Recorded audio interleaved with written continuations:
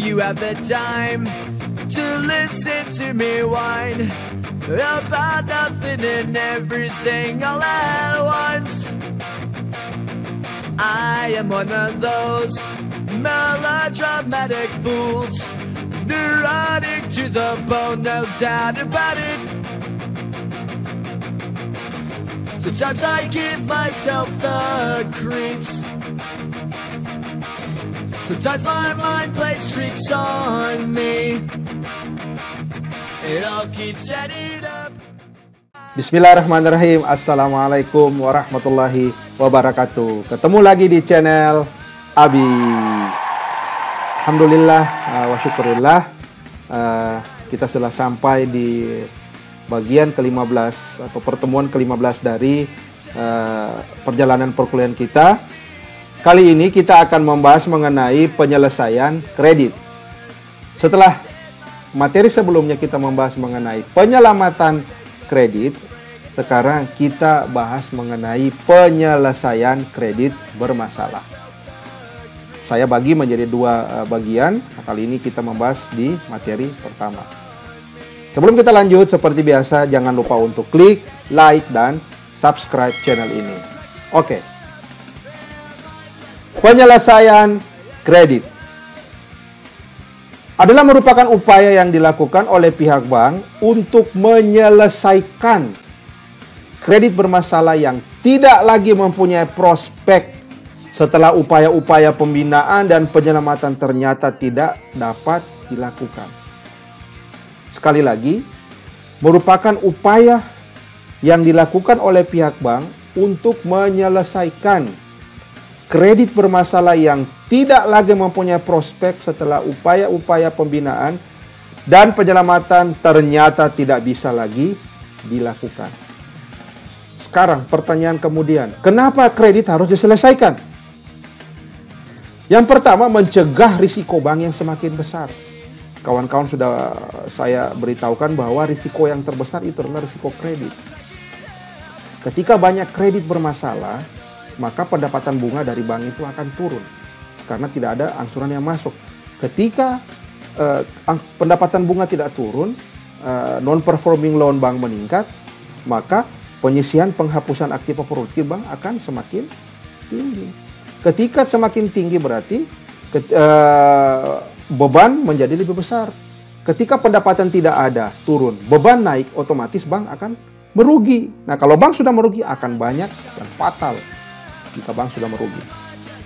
Yang kedua, harapan kita untuk mendapatkan kembali pelunasan kredit atas berbagai upaya yang dapat ditempuh oleh bank.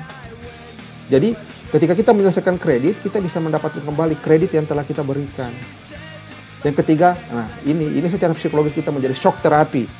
Kan biasanya kan debitur itu bilang, bank itu cuma ya gertak-gertak saja, gertak-gertak sambal. Nah, ketika bahasa-bahasa gertak sambal itu muncul, bank berikan seperti ini bahwa oh iya, jadi kalau kau bikin bermasalah kredit, maka maaf, ketika kredit bermasalah, maka bank tidak segan-segan untuk menyelesaikan kredit. Nah, ini adalah shock terapi, supaya debitur itu betul-betul mau melaksanakan dan mau meningkatkan kualitas kredit dari usahanya. Oke, ini adalah pengertian dan ini adalah alasan. Sekarang, bagaimana cara penyelesaian? Lu, gue, N. Yang pertama, untuk nasabah yang kurang mempunyai prospek, namun dia mempunyai itikat yang baik untuk menyelesaikan kewajibannya. Sekali lagi, nasabah yang kurang mempunyai prospek, namun ada itikat baiknya untuk menyelesaikan kewajibannya. Yang pertama adalah novasi. Novasi itu adalah pengambil alihan hutang debitur oleh orang lain. Jadi istilahnya seperti kayak kita melanjutkan cicilan. Nah, ada namanya novasi subjektif atau adanya kesepakatan untuk peraburan utang. Kreditor lama dalam perikatan yang lama diganti oleh pihak ketiga sebagai kreditor dalam perikatan yang baru, atau disebut novasi subjektif aktif. Debitur lama yang dalam perikatan lama diganti oleh pihak ketiga sebagai debitur dalam pengetahuan baru. Itu novasi subjektif. Nah, contohnya itu perjanjian kredit diganti dengan perjanjian restrukturisasi utang. Pada intinya, kalau novasi ini adalah misalkan si A sudah tidak sanggup lagi untuk menyelesaikan kredit, nah si B datang melanjutkan cicilan, namun dengan perjanjian kredit yang baru. si B yang melanjutkan cicilannya. Ini banyak sekali terjadi di Sulawesi Selatan, melanjutkan cicilan. Tapi saya yakin bukan hanya di Sulawesi Selatan, banyak di Indonesia. Oke, novasi, melanjutkan cicilan. Ada namanya kompensasi AIDA. AIDA itu agunan yang diambil alih. Merupakan suatu aktiva yang diperoleh dari bank, baik melalui pelelangan maupun di luar lelang dari pemilik agunan. Karena pemilik agunan itu lalai dalam memenuhi kewajibannya. Bagaimana prosesnya?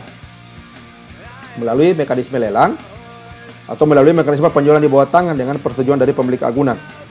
Nah, intinya ini, agunan debitur itu diambil alih oleh bank. Setelah diambil, tentu saja bukan hanya diambil begitu saja, diambil namun dengan diharapkan ada manfaatnya. Contoh misalkan kayak agunannya itu ruko.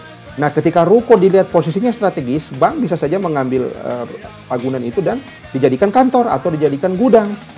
Intinya ketika bank mengambil sesuatu aktiva dari debiturnya, bank tidak hanya mengambil seperti itu saja. Tentu dia dalam proses-proses analisa dari internal bank. Namun pada intinya, agunan-agunan dari debitur itu bisa diambil alih, namun melalui mekanisme lelang. Jadi dilelang namun nasabah yang beli, pihak bank yang beli. Kemudian melalui mekanisme penjualan di bawah tangan. Nah, ketika harganya ada selisih harga, nanti dibayar kepada pemilik agunan. Selebihnya untuk melunasi pinjaman. Jadi kata kuncinya di sini melunasi dulu pinjaman, ada selisihnya baru diberikan kepada nasabahnya. Oke? Yang ketiga ada likuidasi, adalah menjual jaminan secara sukarela. Jadi debitur yang menjual secara sukarela karena memang debitur sudah tidak bisa lagi. Debitur atas persetujuan bank menjual jaminan untuk melunasi kreditnya. Kemudian jaminan bisa ditebus jika debitur telah menyetorkan sejumlah uang yang ditetapkan oleh bank. Jadi ini secara sukarela. Oke, jadi debitur sudah mau seperti apa ya, sudah tidak bisa lagi, debitur ya cari pembeli untuk menjual agunannya. Kemudian dia menyetor uang yang telah ditetapkan ya, selisihnya baru dia bisa ambil. Penebusan. Ya, jadi misalkan kalau ada penarikan jaminan dengan menyetorkan sejumlah uang. Jadi misalkan ada orang ya mau membeli, jadi dia tebus jaminan. Jadi ini sebenarnya tidak terlalu beda dengan likuidasi. Nah, kalau likuidasi kan dia jual sendiri. Kalau penebusan ini ada orang yang beli dan langsung dia tebus kepada bank.